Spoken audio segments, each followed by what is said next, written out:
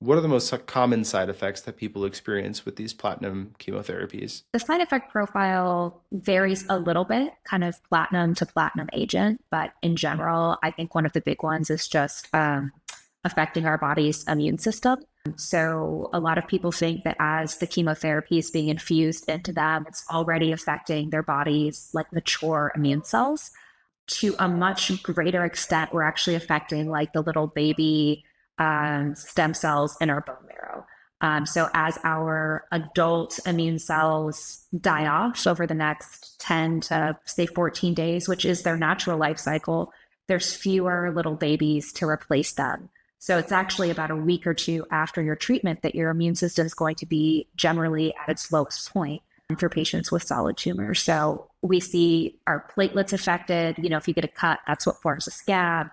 Our red blood cells are that hemoglobin, which kind of floats around, brings our body tissues oxygen. Kind of, if it's low, we often don't have as much energy.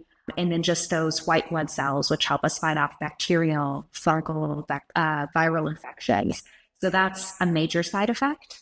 You know, we also see damage to our kidneys sometimes. So it's important to stay really hydrated. I usually tell patients 2 to 3 liters of fluids a day, unless you've been told by a doctor that you need to restrict that. There are a few reasons that might be the case, but if no one's ever told you that, then by all means, please hydrate.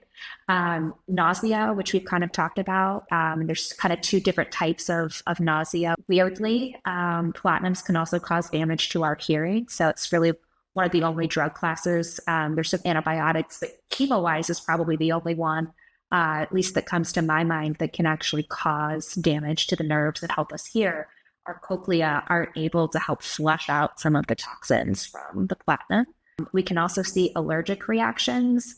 When we think allergic reactions, we normally think with the first or second dose. With platinums, it's actually the opposite. The more exposures we have, the more likely we are to have an allergic reaction. That really starts to peak after about like 5 to 8 doses.